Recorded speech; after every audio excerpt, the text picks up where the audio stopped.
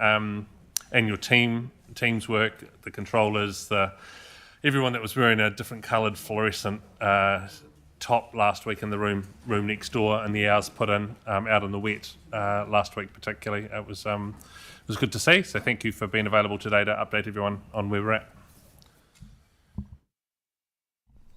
You're more than welcome. Though we don't enjoy weather events, we certainly appreciate the fact that the team comes together, and that by that I mean the wider team of council staff and community volunteers, and get stuck in. So we were aware of this weather event last Monday and had been watching it for quite some time, which is usual. You can see up there, I've done a quick briefing for you. We had a weather system coming down from the tropics. It sat outside Pegasus Bay, and then we had another weather system coming from the south, and they met together and annoyed the hang out of us during Wednesday night. And that's where all the rain came. It stalled there. It was supposed to go north and be an issue for Waimak, Horonui and Kaikoura, but it stayed south and it hit us. So you can see 2 months rainfall over 48 hours. That's some of the river flows there. Most of our rivers went to at least trigger 4, so they were in flood, which you know because your communities would have told you. That's the flooding from a satellite view. So you can see where the water ponded and created issues for us. And the reality is that is the usual spots. And people who have been farming and been in our community for quite some time know where the water normally pools, and it was in the usual spaces, though it was more Doyleston area got hit, and up the back of Taitapu, and in that Ladbrokes area. There was a lot of rain in the back of the Horswell catchment.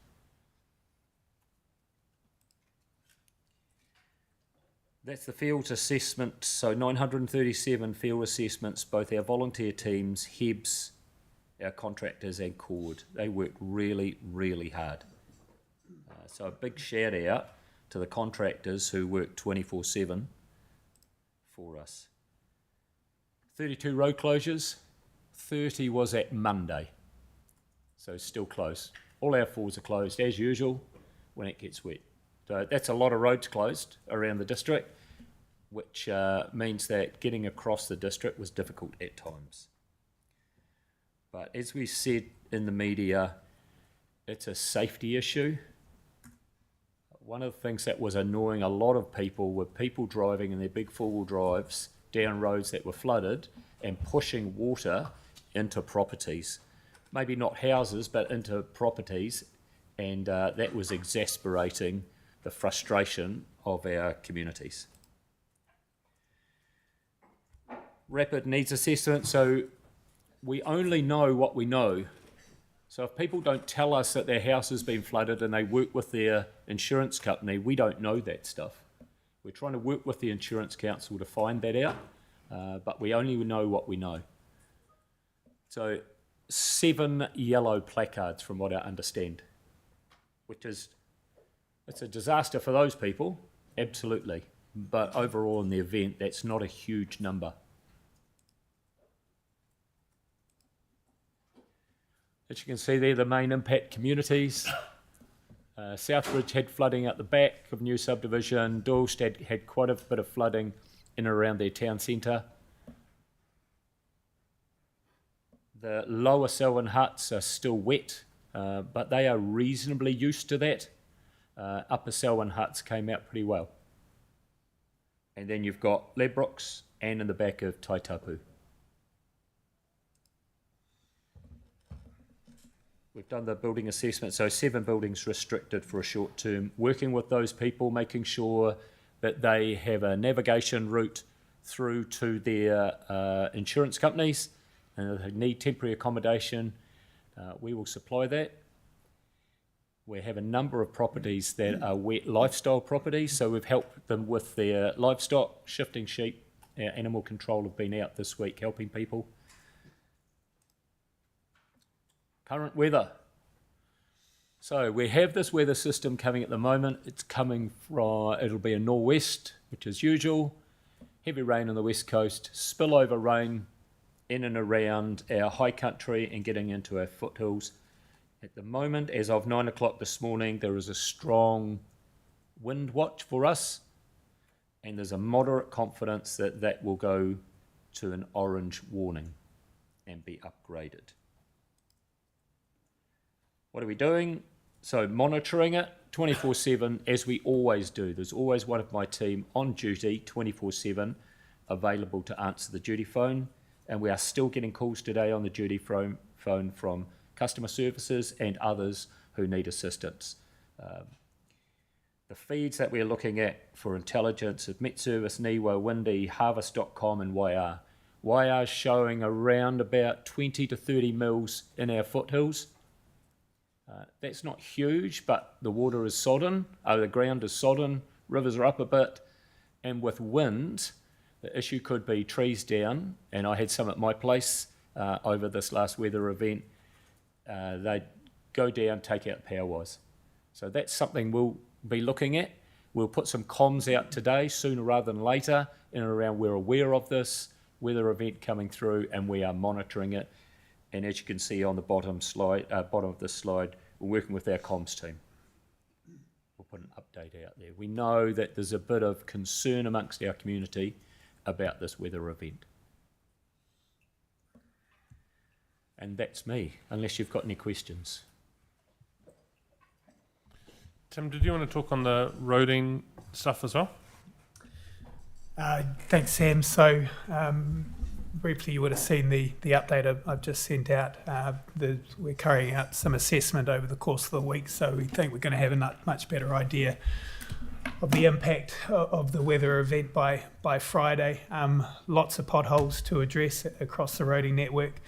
The gravel roads have been particularly hard hit, and I'm not sure if you've seen the photo in the email. So, but the team's out on the ground at the moment, and they're working hard to continue to assess the damage.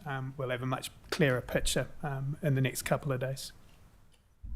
Okay, thank you. Deborah. I'll make this quick because I would like all of those committees involved in land drainage through the land drainage structure that we currently have to basically have a debrief and have an opportunity to put in issues around the land drainage that that we came across. So I'm just highlighting that I would like something to happen earlier while everything is fresh in everyone's minds. And we currently have Aqualink actually writing up some of our reports at the moment. So I think it's very important that local knowledge be able to be transferred through the land drainage committees into this debriefing. So thank you.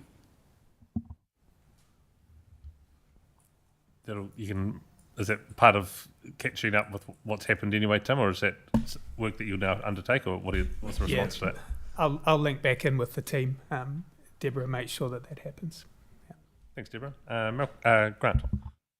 I noticed that Cord wasn't mentioned as Hebs, but from a Taitapu perspective, Cord did an excellent job of acting outside the normal scope. When one pump was enough, they were proactive and got 5 more pumps to save the day. So there was really good initiative and forward thinking by the team. So the community was really thankful for what Cord did in Taitapu. But I support what Deborah said.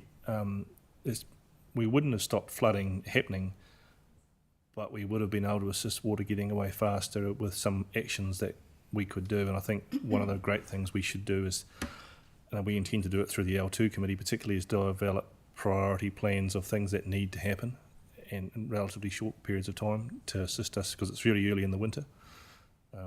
And one of the big takeaways out of has been, particularly around Taitapu and Lincoln, is that the council and ECAN have been very good at consenting hard infrastructure in the townships as they expand, but ultimately all that water ends up in the L2 and Horsell rivers who can't cope with the flow.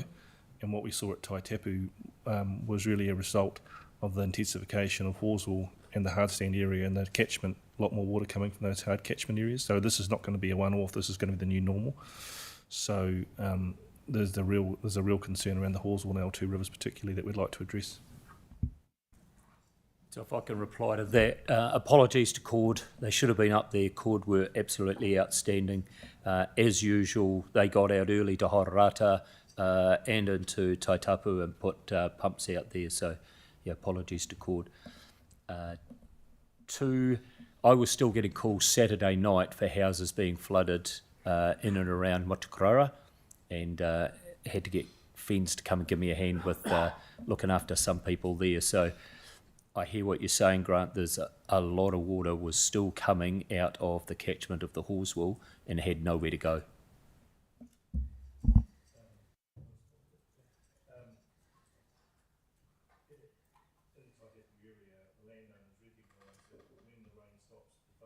Go down, it actually increases because you got all the detention ponds from Canada Christchurch being released, and particularly the ones at Horsell Junction Road and Horsell that flow into that catchment. So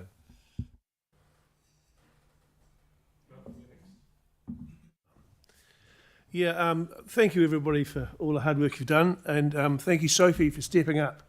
Unfortunately, I've been very unwell in the last week, so I was unable to fulfil my role. These slides are fantastic. Can we get them out to the public so they can see the extent of what's happened? Sure we can.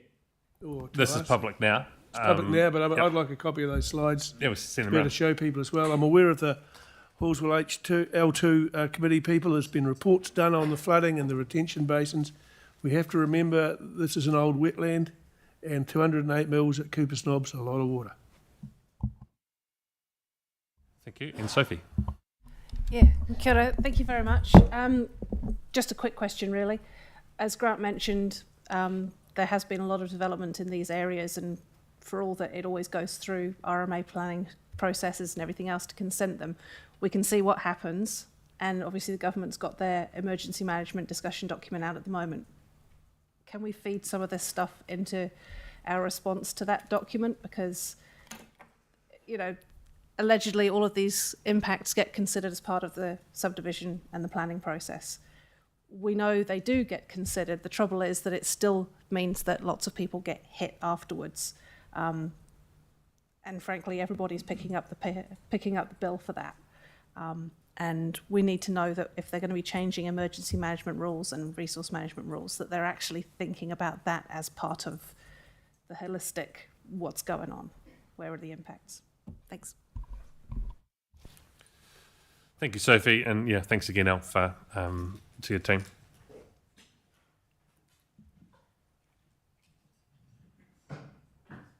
We move to the agenda item around local water done well. And Julie, welcome to the table. And Tim, hand over to you. Great, thanks Sam. And I'd like to welcome Simon from Simpson Grierson, who's online, just in case we get any particularly sticky questions. So thanks Simon, I assume you can hear us. Great. So look, by way of an introduction and summary to the paper, the purpose of today is to introduce the draft statement of expectations to inform you of the key controls you'll have under each document, and to provide an opportunity for some discussion. Briefing follows on from the 9th of April Council briefing on the implementation timeline, specifically relating to Block 1 decisions, to allow for a legal incorporation of a legal company entity for the WSCCO. The WSCCO will be a company incorporated under the Companies Act 1993, with Selwyn District Council as the sole shareholder, with the legal framework consisting of the Constitution, a statement of expectations and relevant law. The intent of the framework is to ensure effective oversight and accountability of the WSCCO while allowing SDC to set clear direction, ensuring operation in line with the statement of expectations and the Constitution. Regarding the Constitution, several controls have been incorporated into the draft Constitution to address risks and concerns identified during the local water done well consultation and decision process. Some of these are a defined scope of the business, clarity about the appointment, removal and rotation of directors, information about how significant decisions are made, clarity around constitutional amendments, and more specifically, that there can be no amendment without shareholder approval, and information about potential changes to the Constitution following enactment of Bill 3. The interim statement of expectations sets out Council's expectations during the transitional period, for example, from the 1st of July until after Bill 3 has been enacted.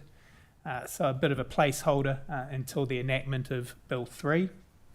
Once adopted by Council, the Statement of Expectation will be published on Council's website. Under the Local Government Act 2002, Council can require regular reporting from the WSCCO on its performance against the Statement of Expectation. Per the transition plan previously presented to Council, there will be a further Statement of Expectations workshopped and developed with Council once Bill 3 comes into effect. And to that point, following recent discussions around trade waste, Selwyn District Council, as part of the Statement of Expectation, will encourage the CCO, WSCCO, to engage in the future of trade waste in the district as part of its overall planning to align with forecast growth in the district. So that's a summary of the paper. I'll hand back to you, Sam, for questions. Okay, councillors, you got any thoughts on what's been put forward? It's some stuff there that's pretty straightforward as to what we would expect to see in there. But if you've got any questions around it, we've also got Simon online to be able to answer things. So, Deborah, you're first. Okay, I have two questions around the draft constitution. And it's more in respect to the Companies Act 1993 with regards to disputes resolution sections. We have in the Constitution that we are planning, or we have the ability to add shareholders other than the council. And there is no reference to disputes resolution, which I understand under the Companies Act would require legal provisions as a mechanism for shareholders to redress when they feel their interests are unfairly affected. And I couldn't find anything in the Constitution to deal with that matter. That's one question that I've got. Is it necessary to have it in there, especially if you are inviting other shareholders and you've got a section inviting other shareholders to actually be part of the Selwyn Water Limited? I'll start before I hand over to Simon to add on to whatever I miss. The first thing I'll start with the Constitution is it's not a legal requirement for a company to have a Constitution in New Zealand. If you do not have a Constitution, everything that is not in a Constitution defaults back to the Companies Act. So the Companies Act sits there and it applies, and all dispute resolutions processes and that sit under that still apply irrespective of if it's not in the Constitution. What a Constitution does is it either repeats or it amends what the standard position might otherwise be under the Companies Act. So that's probably just some general context for what a Constitution is doing. And in terms of the shareholder process, that item is there because it will need to be anticipated. There will need to be a process that's gone through and it will need to come back to council. The statement is there simply to signal that it might be a future direction, but it's not there to bind the process in any way. Simon, would you like to add on? Thanks. That's a very good summary, I think. The important thing being that what we've attempted to do in this Constitution is just include the provisions that are intended for providing comfort to council and also to the wider community as to the purpose of this organisation and how it's going to operate.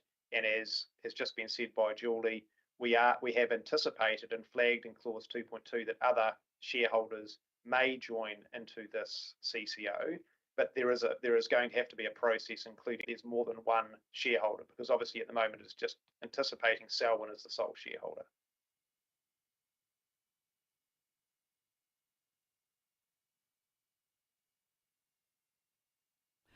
I guess my next question is that we've got a constitution and we've got a statement of expectations. And it reminded me of Section 97 of the Local Government Act, which is basically to deal with, for example, a water services. If you remove the ownership of a water services to be moved from council to a CCO, Section 97 would apply, and we've actually done that when we proposed that. That's the consultations through the. So I want to understand, because in reciprocal it will actually apply that if a CCO is transferred to another authority, then I would suspect that Section 97 of the Local Government Act would actually apply with regards to a special consultation process. A, is it intended that this Selwyn Water Limited be registered as a strategic asset under our significance policy, which means that Section 97 will apply with regards to any further developments or consultation. And the reason why I'm bringing this up is because I guess we're not going to be Selwyn forever. The reality is that as we grow and we emerge with Christchurch, we will actually be, looking at amalgamation sometime down the future. That's going to be the reality if you're looking at economies of scale with how we're going to manage strategically our assets. So I just want to understand, this could be 6 years' time. It could be, if local water's done well, is not actually followed through properly, it could be a precursor to say, well, sorry, local government, you're not dealing with this very well. We will actually, it's a step for amalgamation. And I'd like some comfort for our ratepayers with regards to how we structure this in the future. A, that we record this because we're transferring to a CCO all our water and wastewater assets for their management. So I would like to see that this is a strategic asset. Cord is an operational, but this is actually a company that is dealing strategically with assets owned by the ratepayers that can't be sold. So I think the first thing that we need to give confidence to is in our community is that this SWL will be registered as a strategic asset under Section 97 of the Local Government Act in regards to our significance policy, and therefore the requirement to consult for any movement with regards to that CCO being dissolved or changed or being transferred means that our communities will be consulted. And I think that's very, very important because for all of us sitting around here, you as the governors, you get to decide what's going to be listed under your significance policy as a strategic asset. And that will affect how the shareholders of that asset will be consulted.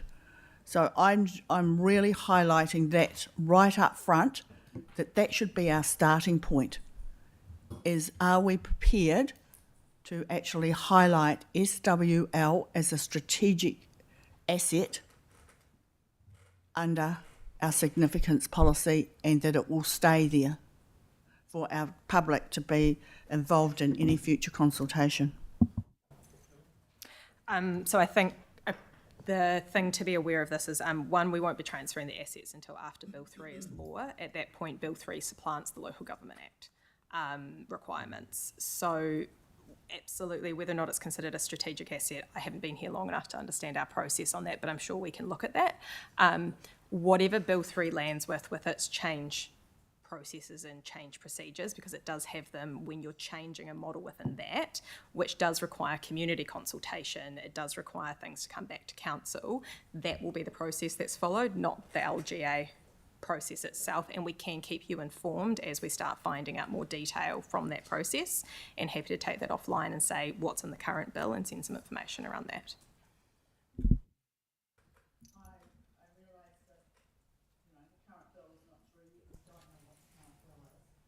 So this is a draft. Will this draft actually sit here as a draft until Bill 3 comes through?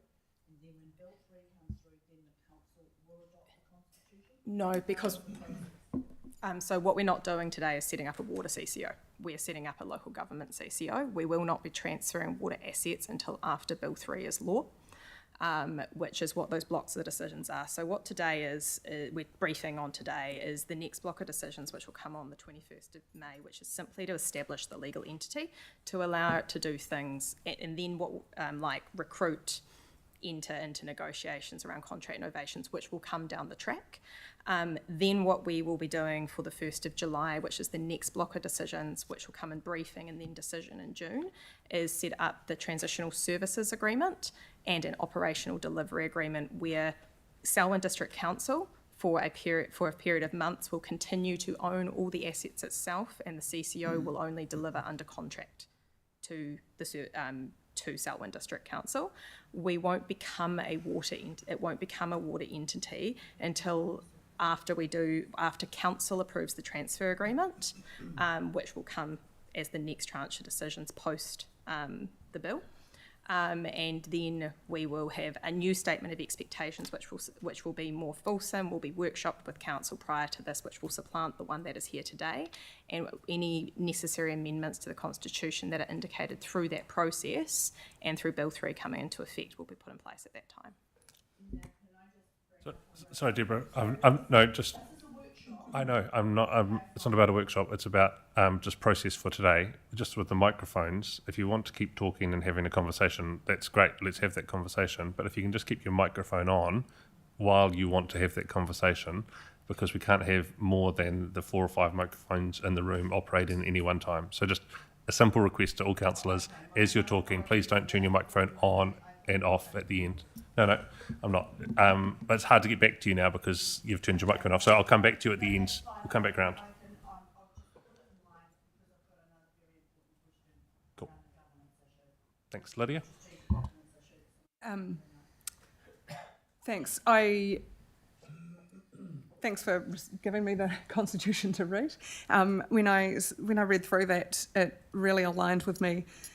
A similar constitution to what we would see for CORD for an operational business, and to me I think this needs to sit a little bit different because we're talking about people's drinking water and wastewater. So and entertain me for a little bit around some additions or maybe amendments that we've got there. And so under clause 2, objectives and financial principles, I just think that we need to have some clearer language around public consultation requirement. So I don't think that we should be expanding scope of business, altering constitution, or undertaking major transactions without a consultation process. I think that any decision to expand the scope of the company's business needs to be subject to that. And I think, how can we make this the best outcome for our community? And part of me thinks, should we be looking at a community engagement panel? And I think that would actually give people across Selwyn a better say into what is actually happening. If we established an advisory panel of representatives across the district, they could be consulted on the statement of intent, the water services strategy and budgets of the CCO. So I know that may look like it's adding a layer of bureaucracy, but I think that it would actually give some better decision making to the community, or some more information through to them. I think that we need to strengthen our language around anti-privatisation, because although Bill 3 states you can't do that, in the future that could change. There could be the possibility that could change. So I don't see why strengthening our language around that is harmful at all. I think that we need to have, with this organisation, enhanced transparency requirements. So I think that the company's revenue and expenditure needs to be very transparent to the public. So, you know, do we look at saying we want to have quarterly financial reports and board minutes available for people? A wee red flag for me was Clause 8, distributions to shareholder. So I think that we should be looking to operate in a cost recovery basis. Any surplus should be reinvested back into that company. It shouldn't be coming as a dividend to council. I think the principle of it is to deliver drinking water for our community and value for them. And some transparency around surplus of use for people. So through end of year financials, it should be clear where that surplus has been invested back into, whether it's infrastructure, whether it's to pay down debt, and where that's going. Clause 12 with the directors, and I'm sorry this is long, and I can send this through to you, Julie, if you want to see it, because I've written it in a form where it'll be easier to understand in written form than my rambling. I think that it should be a democratic board appointment process, and so that is where I think if you had a community advisory panel, they could feed into what a board looks like. And I think that, yeah, just some amendment to constitution, once set entirely, should be consulted on if you're wanting to make amendments. Sure. I'll just touch on a couple of the points. So some of what we're talking about is absolutely appropriate in reporting, and that will all go into a statement of expectations. I think the one thing we probably just want the message to deliver to you today is this is an interim document and to sit in place till we anticipate about October. Once we've got Bill 3 and before we transfer the assets, the statement of expectations will come back to, and we will workshop it, not just brief it with council around what needs to be in there around reporting, all those things that are really important that we will go into in more detail once the entity is actually going to be the water services entity. So it's not today is not a one and done. It's an initial indication. The next one is around a board appointment process. What we've put into the constitution at the moment is that it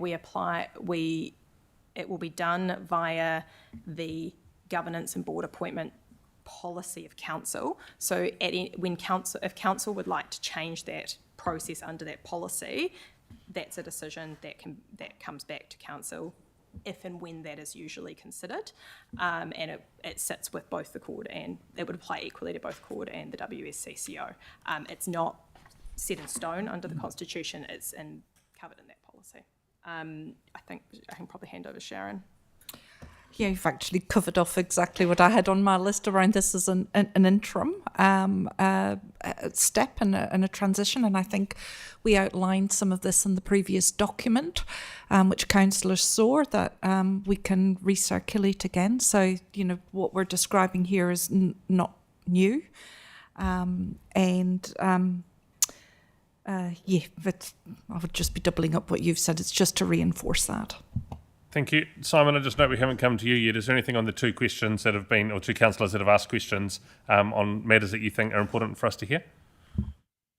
No, the only thing I would add to what Julie has just said is that a lot of the protections are sitting in Bill 3, and one of the things that may be considered at the time Bill 3 is in force is as to whether some of those provisions might usefully be repeated in the Constitution, just so that they are brought to people's attention as being obligations on the CCO, and that might be in terms of things like financial reporting or visibility, just to give people comfort that that will happen, even though that's a double up with the bill. Sorry, Simon's just reminded me what the other thing I meant to say, which was and to Simon says we can report it once firmly what it is, can repeat certain things, but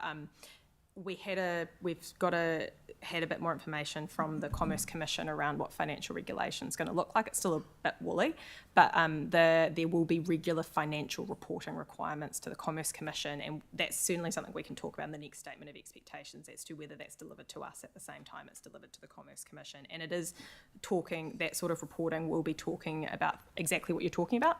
Are we investing sufficient surplus and sufficient debt capacity in maintaining assets, and the Commerce Commission have been very clear in that they will be quite directive to CCOs to consider really full investment. So I just probably wanted to pass that information on as well. I get that this isn't a one and done, and we are waiting for Bill 3, and so I guess my thoughts is to try and start strong and signal to our community that it's meaningful for them. And make the best of the situation that we have at hand. So if you want to see this in a written form, I'm happy to send it through. Thanks, Lydia. Sharon? Yeah, I was just going to add on to what Julie said. When we were up in Wellington, the Commerce Commission gave us a really good presentation, and what they also fed in is that they will be scrutinising water CCOs, but they will also be scrutinising those who keep service in-house. In terms of councils too, and they're very clear that they'll be looking at the level of investment needed and required across the board, and my understanding is that they will also have the powers to be able to go back directly to councils who keep it in-house to look at council's whole business to make sure that all of council is investing in the right place related to water infrastructure. So I think that's quite far-reaching mandate that ComCom will be given. Yeah. Kia ora, everybody. I guess I'm kind of going to be saying some similar stuff to Lydia, to be honest, because yes, we know this is coming back again and there's stuff in Bill 3, but on the other hand, why not get some of this stuff in there the first time? Because we can, and because we've had some quite clear messages from various people. So I'll just go in the order of what I've written it down in. The first question I've got is actually around that appointment policy for directors. Because when I look at the policy manual, we haven't actually reviewed that for several years, and it doesn't actually follow, like the way the process that is written there isn't actually what we follow at the moment. Like we seem to have, it refers a lot to audit and risk, which has not, that said, I'm not part of the audit and risk committee. However, we haven't actually used audit and risk for doing that. So they've obviously passed on that responsibility at some point at a meeting, and our policy doesn't reflect that. So the chair for audit and risk sits on the interviews for directors. Either way, I think it would be good for us to actually bring that policy back and make sure that it works with what we would like to see happen, because there's quite a few provisions in there that, yeah, it's been a few years and this is quite important. I would really love to see somewhere in here something about in the Constitution about relevant skills for directors or relevant experience that should be considered.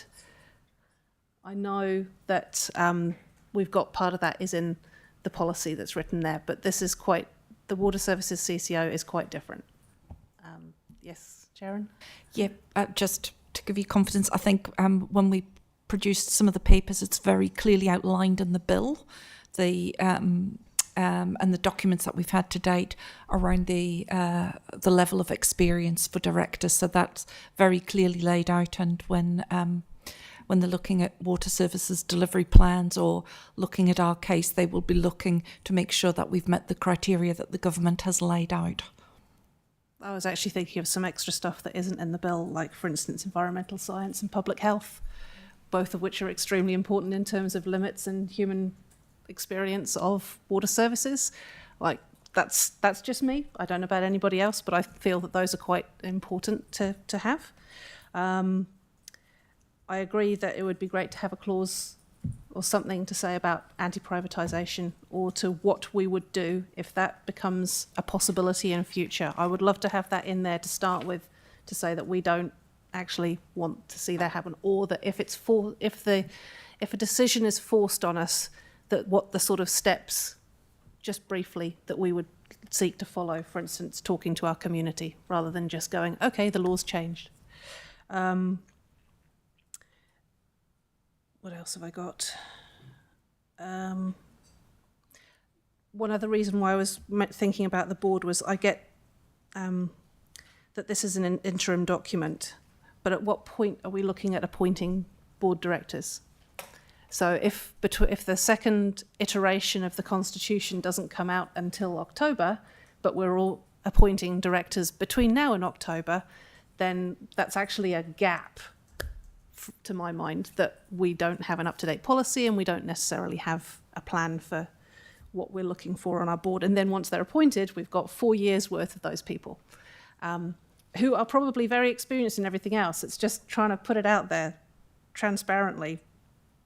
I would like to know, and I would like to be sure that the drinking water for me and my township and the entire district is we've considered this, because it's big. And on that matter, we've talked about, or it's been mentioned about the onus on people, on councils that are keeping this stuff in-house around transparency and everything. But what we've got with this, there is a risk, from what I'm reading, of a loss of transparency, in that there is no requirement in the Statement of Expectations or in the Constitution for any form of public daylighting for agendas, minutes, finances, except what comes back to this council. And it would be really interesting to know if the intention is for this all to be retrospectively public, as opposed to proactively, can people, if they want to, go and see what's going on. Because right now, if we did make any decisions about water, people can come and listen to meetings. They can read the minutes. We're potentially looking at all of that stopping here, but we don't have to. We can put it in there, if that makes sense. Yeah. I do have a couple of other things, but I've spoken a while, so if anyone wants to respond now, then I'll come back again. I think there's probably two things for me there. I think the first thing I want to start with is these documents looking at the direction they're pointing. So these documents point at restricting what the CCO can do itself and what powers are retained, as well as the law that sits out there. So a CCO can't privatise itself. That would have to be a council decision. So it therefore wouldn't go into one of these documents, because it's not something they actually have the power to do. They can't sell themselves. We would have to sell them. So that's probably why I would suggest it's not included in here, because that's a council decision, therefore would be subject to Bill 3 and Local Government Act as they interact together, should that ever come to pass. And would be binding future councils, is number one. The other kind of note I had is there's a kind of a balance to be struck here, and I hear what we're saying. I hear what everyone's saying around this, but so this comes to a decision in a week, and we need if we hit our timelines that we presented in in 2 weeks, you get your papers in a week, and that's on the timeline we presented at our last briefing. If we miss these dates, we miss a 1 July entity on a temporary structure. So the question is, how much? That doesn't give a lot of time to craft these statements in a really meaningful, engaging way. So the question, I guess, I'm asking for direction on is, do you want us to do these statements and just put them in there? Or are we better to wait, spend the time crafting the statements, making sure they're getting them right and doing them in that 3 months that comes down the track, so we make sure we really do this effectively? It's probably the direction question back, because we can put anything in here. It's a how we do it and how well we do it.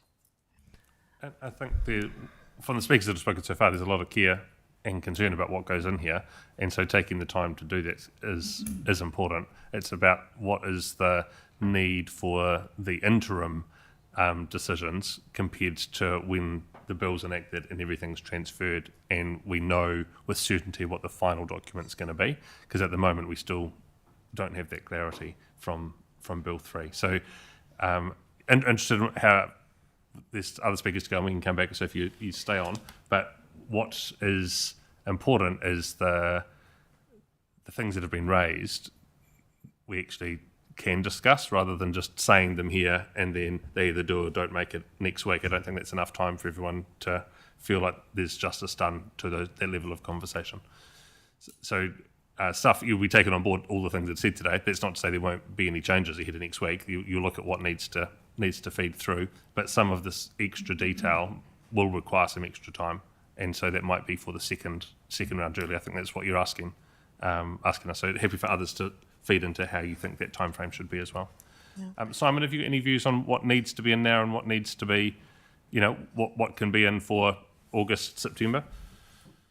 Well, I think, Sam, you picked up the point, which is that what we've tried to do with this constitution is ensure that there is enough in there so that the public can see the intention of this entity. Now, ultimately, there is some level of uncertainty around what will ultimately end up be in Bill 3.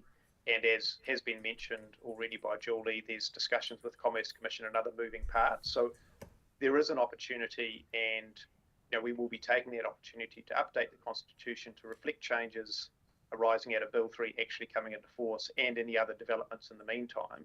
And I think I would support some further discussions on some of the points raised. A bit like I said before, it may be that ultimately we just decide to repeat some things out of Bill 3 into the Constitution for clarity and for optics. But until we've got much more guidance on what will actually be in Bill 3, it's probably a bit hard to have some of those conversations today as well. Thank you, Sophie. Well, the other part, when are we looking at appointing directors? Is that between now and October, or is that after the second iteration? I'm not over that work stream. That's not sitting with me at the moment. So Sorry.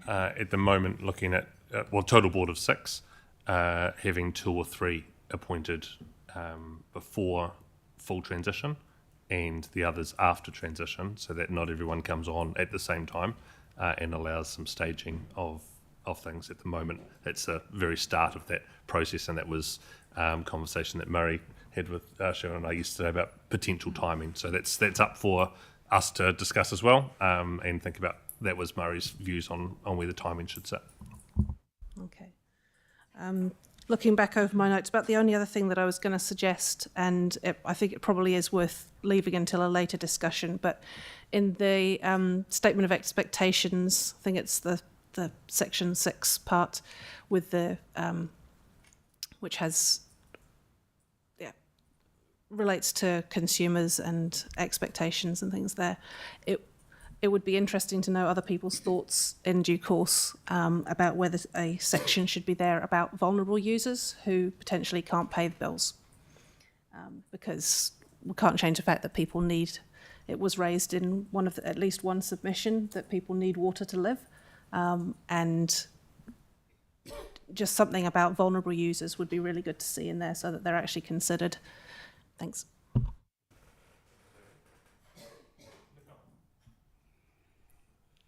So we're talking about both the Constitution and the Statement of Expectations. We just the Constitution. They're both there in front of you, but yeah, at the that's moment what I was just doubly checking, because I haven't actually been following until Sophie was talking between the two of them. I hadn't actually separated because I've only just got one of my notes up. No, that's good. So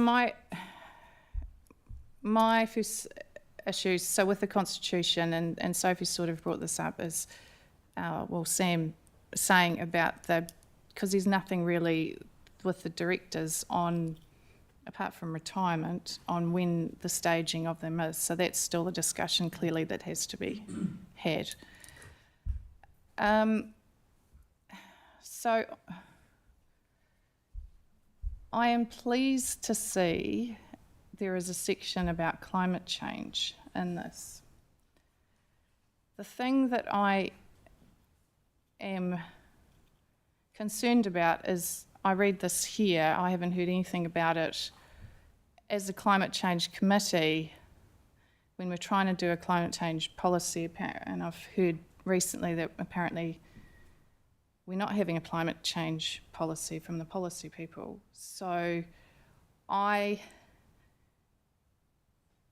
not sure what's happening with this committee, full stop. And we have a meeting we were supposed to have a meeting this morning, which has been put off to next Wednesday. And now I'm in a position where I don't know even if it's worth having a meeting next week. So I actually need to have that clarified, to be perfectly honest, on this committee. Considering climate, looking at climate change is not something that we've just started doing recently. The previous iteration of committees, we had the Planning and Climate Change Committee, and I can't understand why we're still talking about trying to get a climate change policy sorted out. Anyway, this is my side, but it does affect this as well. And good comment, Sophie, about environmental limits. I want to have, Tim's looking at me.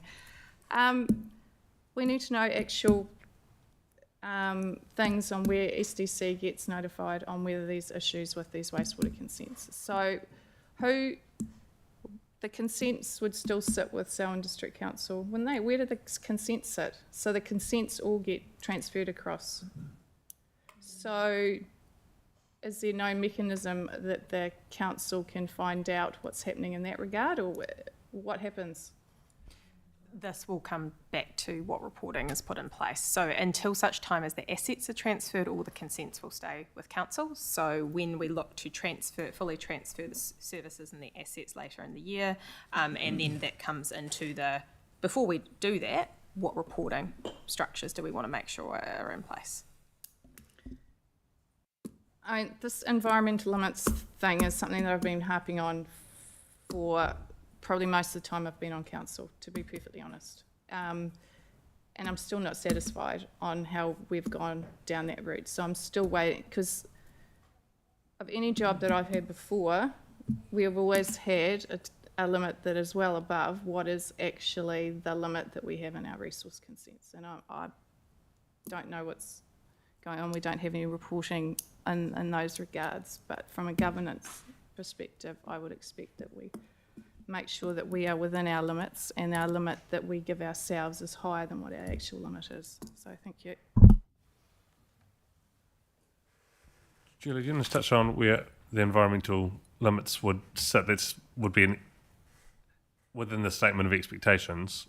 I think this is something that, as we would put in the second statement of expectations, once we know what the consents are being transferred, is once the CCO has had its first few months of operating to set its structures and the way it operates, and we can come back to that, and we can absolutely put that on as an item agenda on the workshop for reporting when we come to that. Cool. Thank you. Simon, any extra view on how again, you're hearing the breadth of conversation that we're having here, where each of these parts fit in the work still to be done? Yeah, I think a point is being made, well made, which is there's a lot of work to be done after the CCO has been established and starts operating from 1 July to work on the transition of the assets and obligations, etc., of the council into the CCO once Bill 3 comes into force.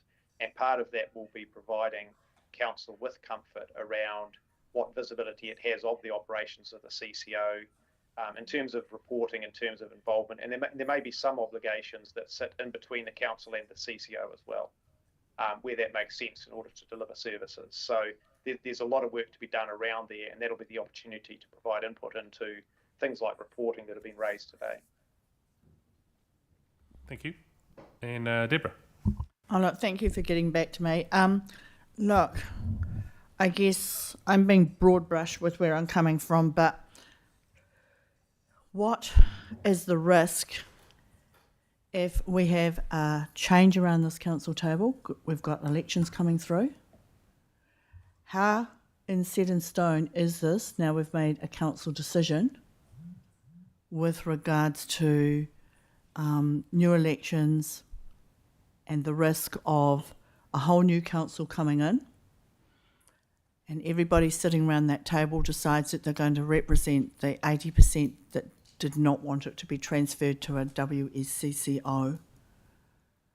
I know that we're talking about this in statutory being put towards us with regards to October, but what is the risk that this can all be turned around by a new council coming on board? What's the safeguards?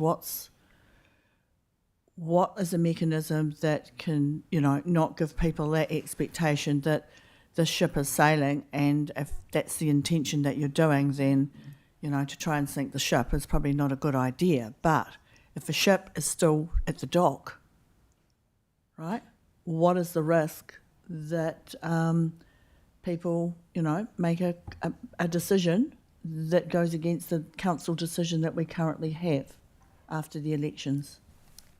I think the comfort we have is that Selwyn, as a community, doesn't elect people that like sinking ships.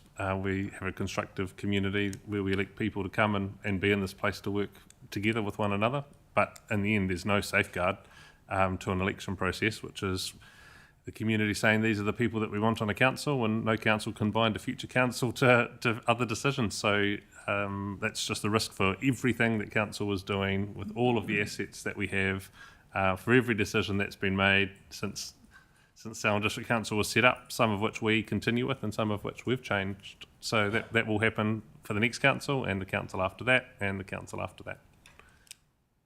Megan. Kia ora. What I've got to say won't be any different, but I think halfway through the meeting there was a little bit more clarity around what direction exactly that you're seeking today.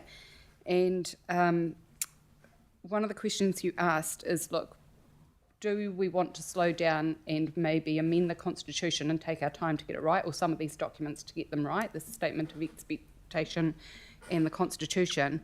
And from my perspective, the answer would be yes. And the reason I say that is when I looked at the Constitution and the Statement of Expectation, or Letter of Expectation, there were things that I thought were missing from the discussions that we've held over the last few months that I think are really important for us to stop and go, where did these actually fit in? And so those are what I would have expected to see was greater connection to the Selwyn One Water strategy. Like some of our strategies that we've worked over the last few years to actually embed, I would have thought might have been reflected in here. And that includes the climate change strategy, the bicultural strategy. There's a whole heap of strategies that we've worked on developing to set the direction that I would have liked to have seen pulled through into these documents. And what I had thought was, I think I'm finding it hard to see what the timeline of events and timeline of decisions that are going to be required will occur.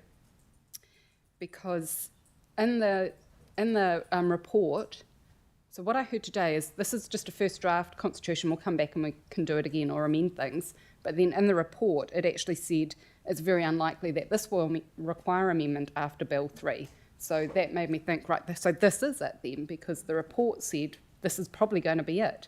But then, and if that is the case, so I'm trying to reconcile, is that it? Because that's what the paper says, as opposed to what we're saying now, which is it might not be it. And then if it is might not be it, then how do we actually make sure all these things that we really want incorporated are incorporated? Mm-hmm. So I think two things to that. We can delay the Statement of Expectations. And we can't delay a constitution and still be able to give effect to the previous decision that council made to have the entity operating on the 1st of July. Council would have to revisit that decision and shift that date if we want to delay the constitution. The Statement of Expectations can be delayed, though there is no legal we don't need that for setup. If that were to be council's decision, the entity would be set up and operating therefore. However, either we would be right up against the day they start operating when we adopt a Statement of Expectations, or they might start operating for a month or so without a Statement of Expectations. So that's what that says. In terms of, sorry, I perhaps haven't been very clear on what I meant by a draft constitution. So this will be the initial constitution if on the 21st of December council chooses to approve and adopt it, and the initial Statement of Expectation. They will, once we have the bill in October, about September, sometime around there, once we get clarity on the timeline, we will bring a new Statement of Expectations to you, which is more fulsome, which is the intent being it's fully connected through the strategies, it's been workshopped internally, it's been workshopped with councillors, it's had the full engagement on it. That will completely replace this Statement of Expectations. The Statement of Expectations will be revoked, and that would be in place from the time the assets transfer and when they the entity becomes an official water services entity, owning the assets, holding the consents with all the responsibilities that go along with that. And at that time, when we do that workshop, if it's considered that before the entity is operating in its fulsome nature, there are additional amendments that we aren't satisfied are covered off in the new statement of expectations that we want in the Constitution, that we can add those at that time as well. We think the Constitution will probably carry through, which is where the comment of we don't think it will need too many amendments. However, if that isn't the case, and we're directed that we need amendments at that time, we can do it at that time as well, and the power to amend the Constitution lives with Council. Okay, so then the Constitution now, letter of expectation later. Yeah, and oh no, I was just clarifying. What was the time frame? You said December. Sharon, do you know? Yeah, so actually I was going to make a suggestion that I think that the statement, the most important document is for the moment, for the interim, is the Constitution. I would say we take the statement of the letter of expectations off the table. We've already said that that's going to be workshopped through, and that's the level of detail where you want to have the reflection into the strategies. And the Constitution that we'd potentially bring to Council in May is the most important document in terms of as an interim document. And I guess, Julie and Simon, you may add to this around what needs to be within the Constitution. We more than meet the requirements that you would expect to see with regards to a Constitution for a newly established CCO. Is that correct? So I'll let Simon comment on that. Yeah, thanks, Sharon. Yes, you're correct. The Constitution that we have proposed will be in force when the CCO is first established, so before it becomes a full water organisation later in the year. The Constitution we've produced is suitable for that purpose. The comment that has been made around we don't expect any changes to be made to the Constitution following the enactment of Bill 3, that comment was in relation to we don't anticipate anything materially changing in Bill 3 such that we would have to make changes to the Constitution. But that doesn't mean that we don't decide at the time, as we're leading up until when Bill 3 comes into force, that there are some things we want to put in the Constitution, even though strictly speaking they're not necessary to be in the Constitution. Yeah, that's really helpful, because I think letters of expectation, they're good and well, but when we're actually talking about setting fundamental expectations around water services, and there might be some statements that we want to pull through from our strategies and embed them into a constitution, because it is harder to change a constitution than it is a letter of expectation.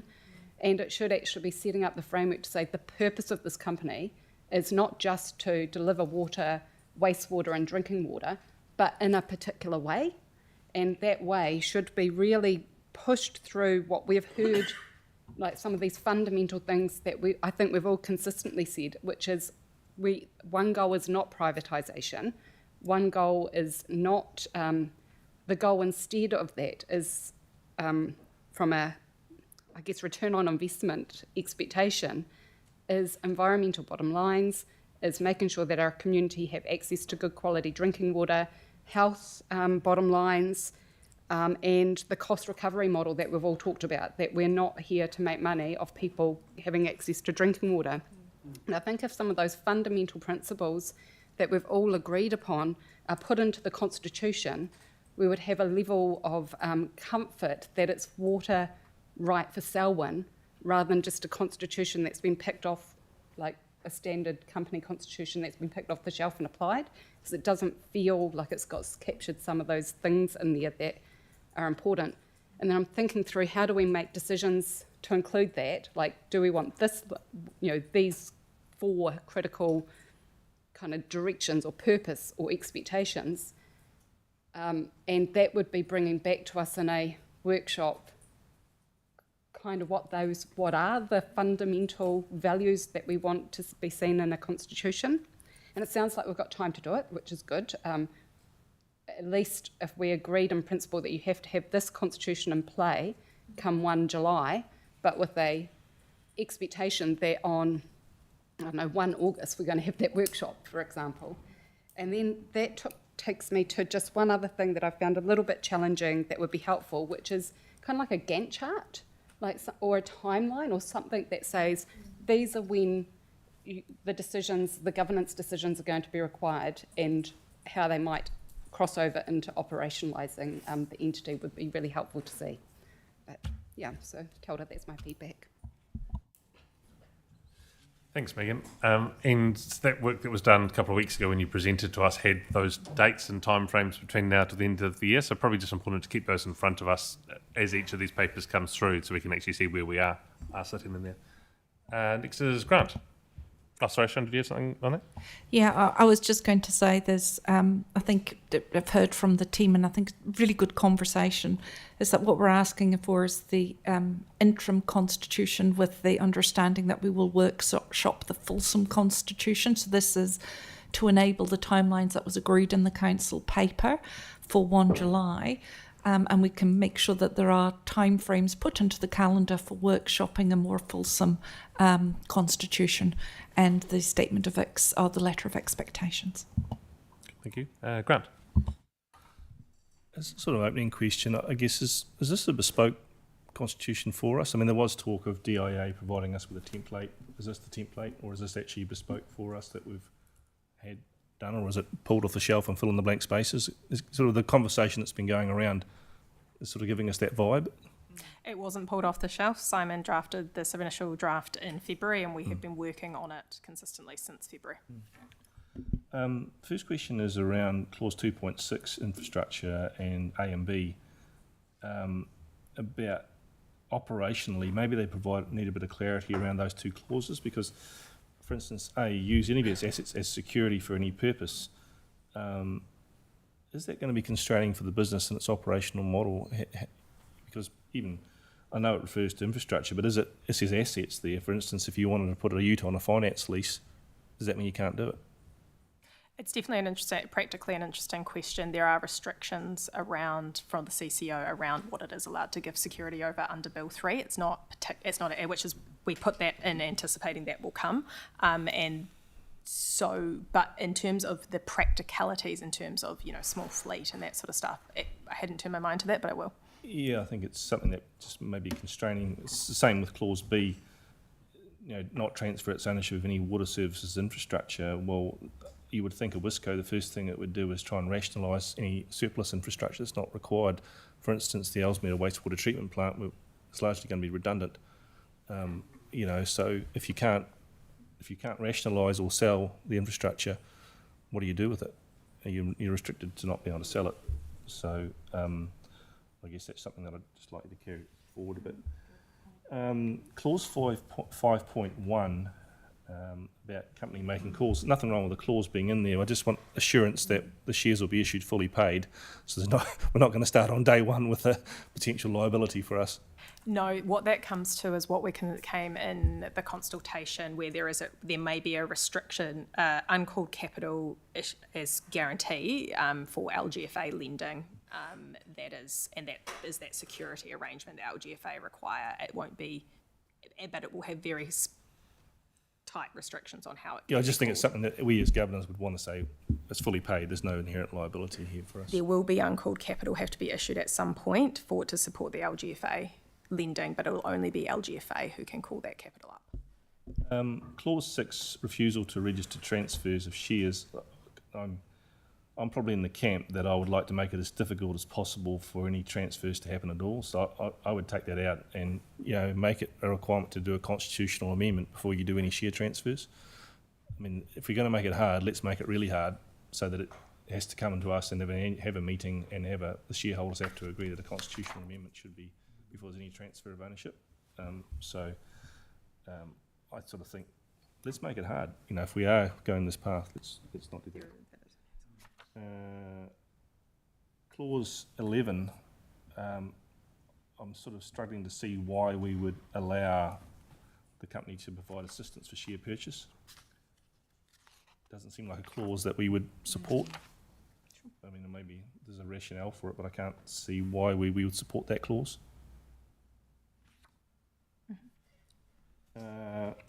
I think clause, Sam might have covered it, but the rotation of directors, I think, obviously on a starting date, we don't want all the directors starting with the same expiry date of tenure, so having a staggered tenure would be good.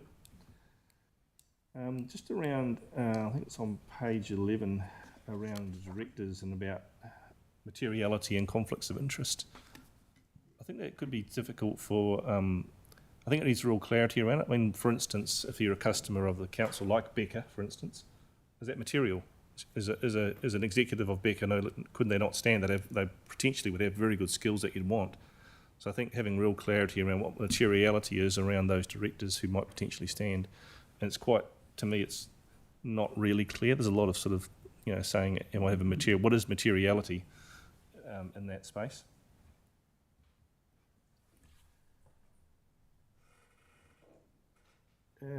Just in the statement of expectation, probably one thing that's probably top of mind for us at the moment, there doesn't appear to be any civil defence obligations or requirements. And so probably I think that'd be, if you're going to amend the SOE, probably civil defence requirements would be pretty helpful as well. Thank you very much. Look, all good points, and we'll take them all away and we'll update. I'll let Simon comment in a moment. The only thing I wanted to say around rotation was there has been a clause now that included in the Constitution that allows council to force directors to retire if they choose not to at a certain meeting to ensure that there is adequate rotation. I think that's always been understood that the directors serve at the pleasure of the shareholder for any time. The only thing that's perhaps a lot of companies now have maximum tenures as well attached of 3 terms. I don't know whether you want to with exceptions, but absolutely, we will be getting the governance policy per your conversation reviewed, and we can look at that as part of that review. Just the final word, I suppose, is from me.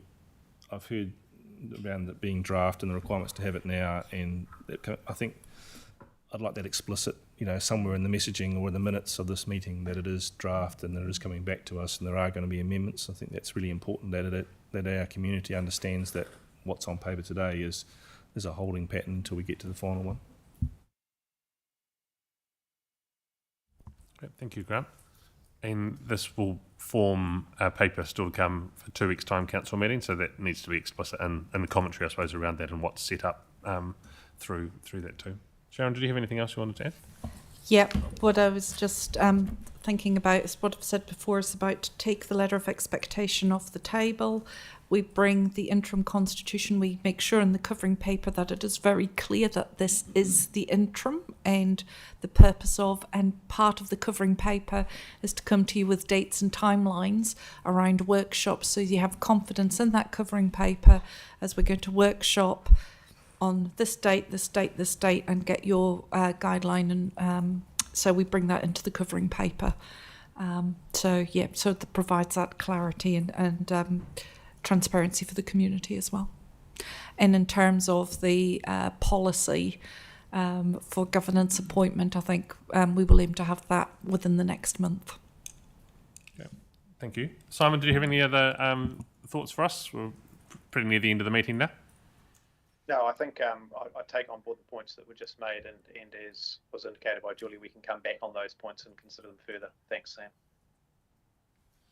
Can I just... Yes, Deborah. So are we going to make it quite clear in our significance policy and our LTP that this is going to be a strategic asset as a company? I mean, we don't have it in there at the moment because we're formulating it, but I just want to know where it's going to sit with regards to our significance policy and our consultation policy with our community going forward, where this is going to sit. Thank you. So I think Julie's response before was that we don't need to determine that as part of the as part of the constitution, but we do need to determine where that sits, and that will be done before transition. Cool. Well, thank you everyone for the work, and to the staff team and Simon for joining online. Thank you. That's the end of our workshop.